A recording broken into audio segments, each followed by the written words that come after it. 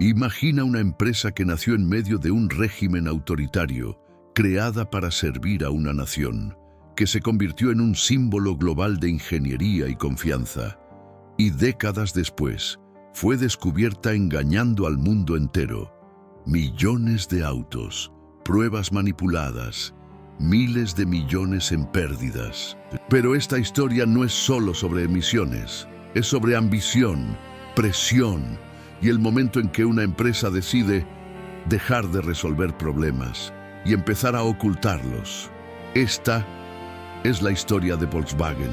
Durante décadas, Volkswagen no fue solo una empresa automotriz, fue un símbolo, precisión, confiabilidad, ingeniería alemana en su máxima expresión, desde calles europeas hasta interminables autopistas americanas.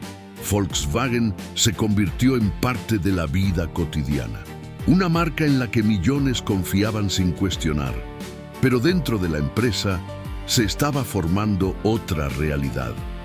Detrás de la imagen perfecta existía presión, una presión constante, por crecer más rápido, por dominar mercados, por ser el número uno. Y en ese entorno, fracasar no era una opción, porque cuando las expectativas se vuelven imposibles, las empresas no siempre innovan, a veces improvisan. La historia de Volkswagen comienza en Alemania en los años 30.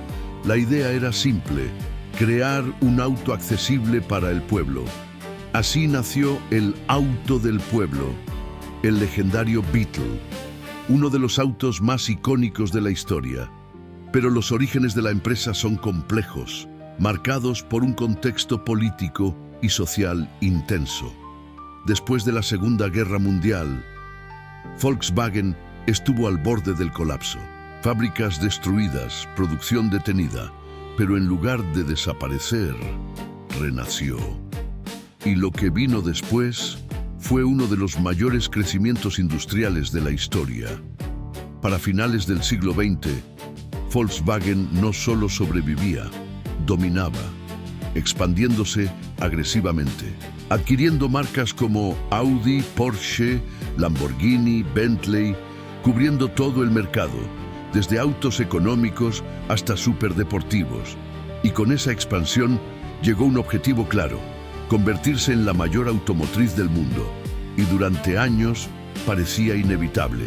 A comienzos de los años 2000 surgió un nuevo desafío: regulaciones ambientales más estrictas, más exigentes, más difíciles de cumplir, especialmente en Estados Unidos.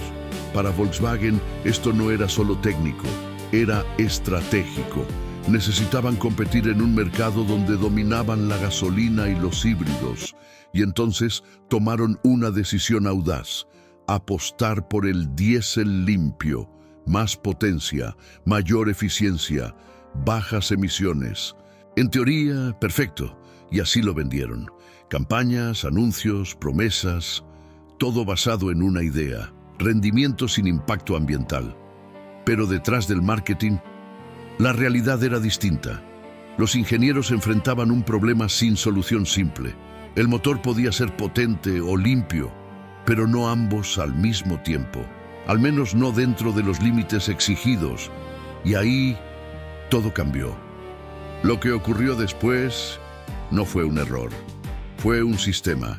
Los ingenieros desarrollaron un software oculto dentro del sistema del vehículo, invisible para el usuario, indetectable en condiciones normales, pero extremadamente inteligente, capaz de reconocer patrones de prueba: volante inmóvil, velocidad constante, condiciones de laboratorio. Y cuando detectaba esos patrones, el auto cambiaba. Entraba en un modo limpio. El motor se ajustaba, las emisiones caían, lo suficiente para aprobar los tests, pero fuera del laboratorio, todo volvía a la normalidad.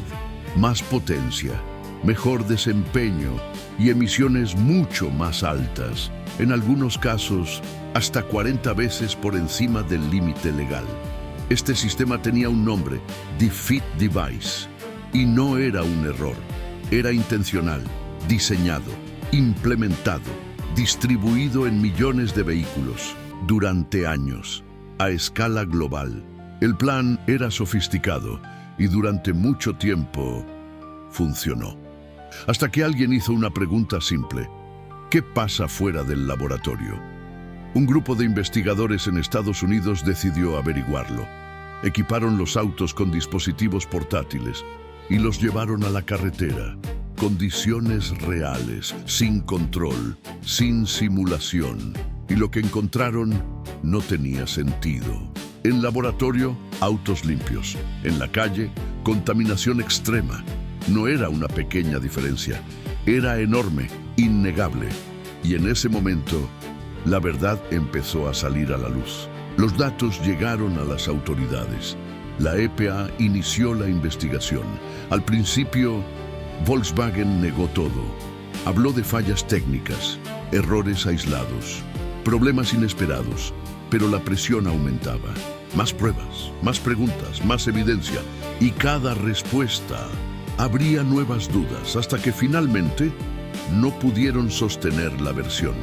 Ante la evidencia, Volkswagen admitió la verdad. El software existía, había sido utilizado durante años, en millones de vehículos. El impacto fue inmediato: caída en bolsa, renuncias, investigaciones globales, multas millonarias. Pero el daño más grande no fue económico, fue la confianza. Porque los consumidores no solo fueron engañados, fueron traicionados. La historia de Volkswagen no es solo sobre emisiones, es sobre decisiones, sobre lo que ocurre cuando la presión supera la ética, cuando el rendimiento importa más que la verdad, y cuando una empresa deja de preguntarse, ¿es correcto?, y empieza a preguntarse, ¿podemos hacerlo sin que nos descubran? Porque al final, las mentiras más peligrosas no son las que se dicen, son las que se programan, las que se esconden, las que nadie ve hasta que es demasiado tarde. Y cuando salen a la luz, el costo no es solo dinero, es reputación, es credibilidad, es legado y a veces es todo.